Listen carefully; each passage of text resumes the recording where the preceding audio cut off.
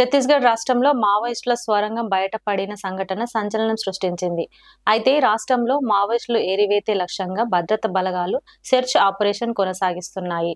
ఇప్పటికే దాదాపు 20 మంది మావోయిస్టులను బలగాలు హతమార్చేశాయి. ఈ క్రమంలోనే మావోయిస్టుల స్వరంగం బయటపడిందని సమాచారం. వివరాల్లోకెళ్తే తలిపేరు నది సమీపంలో భారీ బంకర్ను గుర్తించాయి భద్రతా బలగాలు.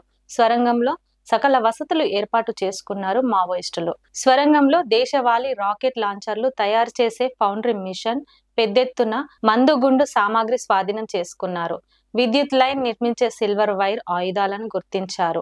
బాంబులను మావోయిస్టులు ఈ స్వరంగంలోనే తయారు చేసుకుంటున్నట్లు భద్రతా దళాలు గుర్తించాయి. తుమిరెల్లి ప్రాంతంలో కుంబింగ్ నిర్వహిస్తున్న సమయంలో ఈ భారీ స్వరంగాన్ని గుర్తించారు. ఈ చర్యతో మావోయిస్టులకు కోలుకోలేని షాక్ తగిలిందనే చెప్పాలి.